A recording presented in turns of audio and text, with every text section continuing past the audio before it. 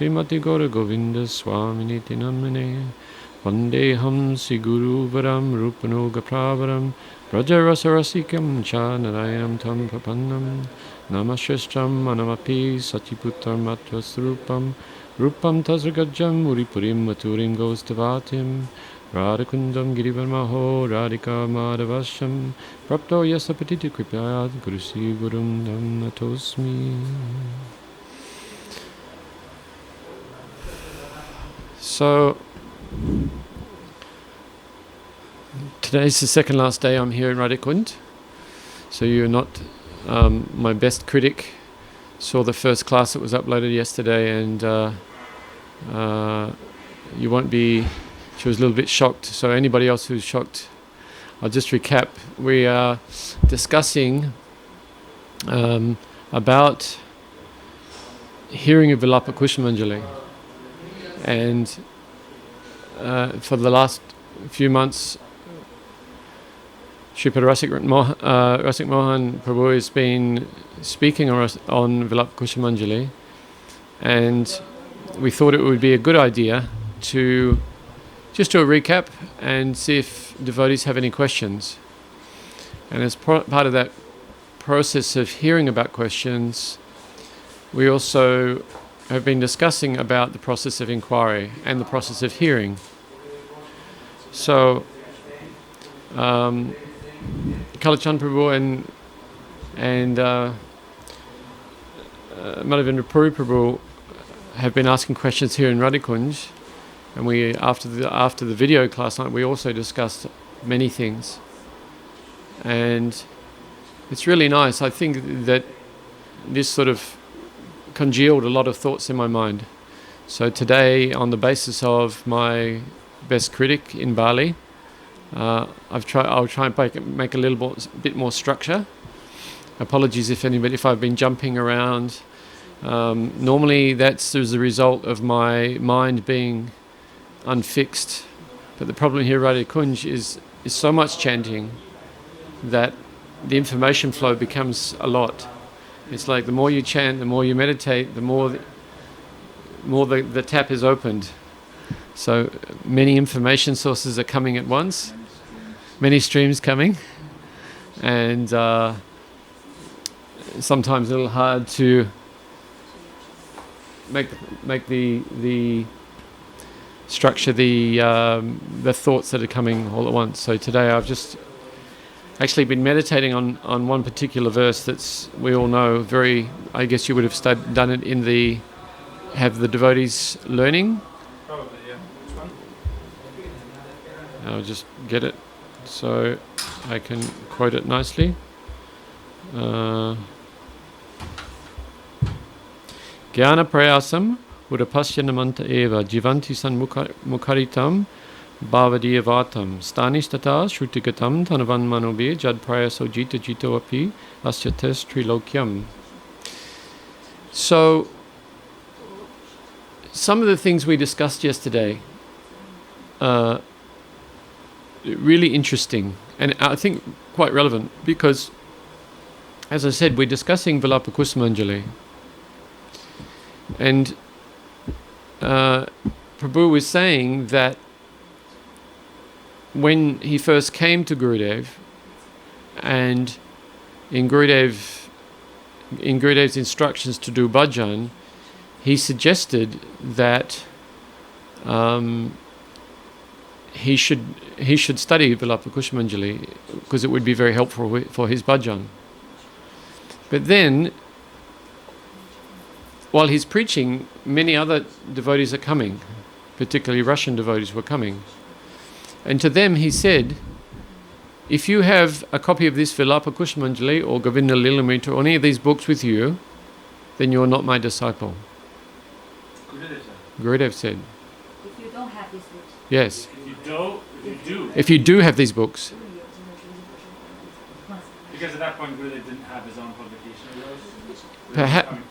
Perhaps, and this is another point that's also crossed my mind.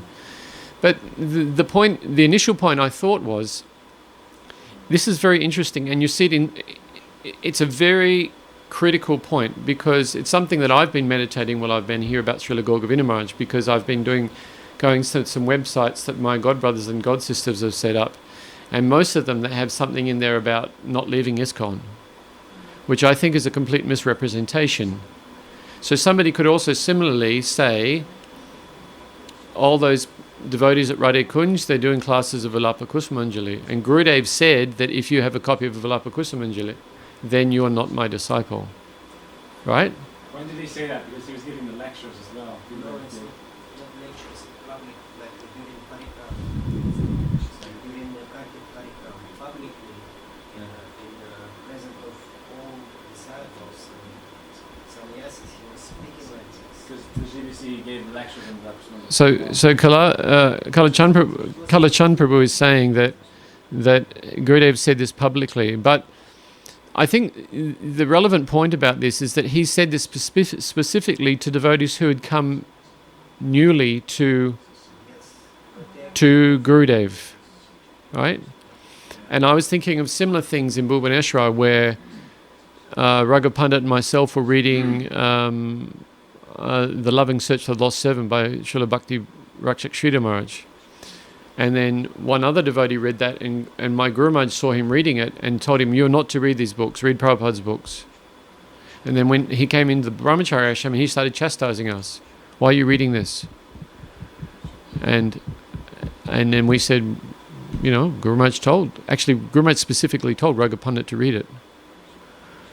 So you really have to understand that Gurudev will instruct individually, according to your level, right? And according to your seriousness, and according to your intention. Intention is very important. When we do yoga in Western countries, they always say, before you start a yoga class, set your intention. So, also Kalachand and Madhavendra Puri Prabhu are very serious devotees, and they were sitting here talking to me last night, and I was thinking, it's kind of a little strange, because they're so serious and they're so dedicated. They live in Vrindavan, they've given their life, they're chanting, they're dedicated to serious bhajan. But for some unknown reason to me, they seem to like to hear, like from this dirty, rotten grihasta. That's a term we used to use. But, I don't feel like I've not ever really seriously dedicated myself to bhajan. But, I've just followed my Guru Maharaj instruction, my Guru Maharaj, my Gurudevs. Chant 16 rounds a day, get up early. I'm a very basic devotee, simple. I don't do too much. But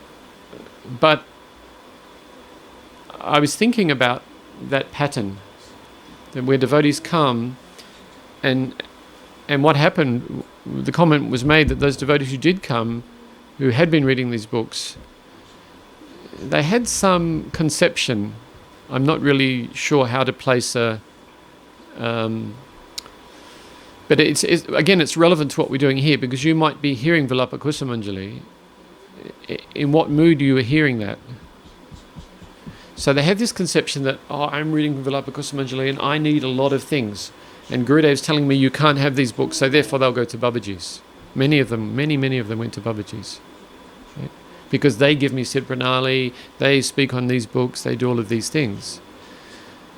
So somebody might equate what we're doing here with what's going on there. And this is a different thing. And it was kind of like, it comes back to that meditation that I was speaking to you about, that when the Acharya, now I'm going to make a kind of a definition of an Acharya. Srila Bhaktivedanta Swami Prabhupada was an Acharya, founder of ISKCON. In particular, Namaste Saraswati Devi, Gauravani Pacharani, Nirvishesha Shunyavari Paschatya Deshataran. He did Paschatya Deshataran. He delivered the Western countries. So I think specifically, I have this, and Gurudev said the same thing. He's not different in any way from our whole Gaudiya Guru Varga. He's in line with everybody. But one speciality is there in him, Paschatya Deshataran. He has delivered the Western countries. So as a Western body devotee in this lifetime after lifetime, but particularly in this lifetime, I feel that we have this great debt to him. And we should think, when the Acharya is there, they are holding that role in that they are prominent for us, in that they are doing ISKCON. ISKCON is the International Society for Krishna Consciousness. Srila Gaura Maharaj said, not any other consciousness, not Vishnu consciousness, not Ram consciousness, is Krishna consciousness. So they're taking this particular line. It is a society free from envy, who is taking the teachings of Chaitanya Mahaprabhu and spreading this in the Western countries.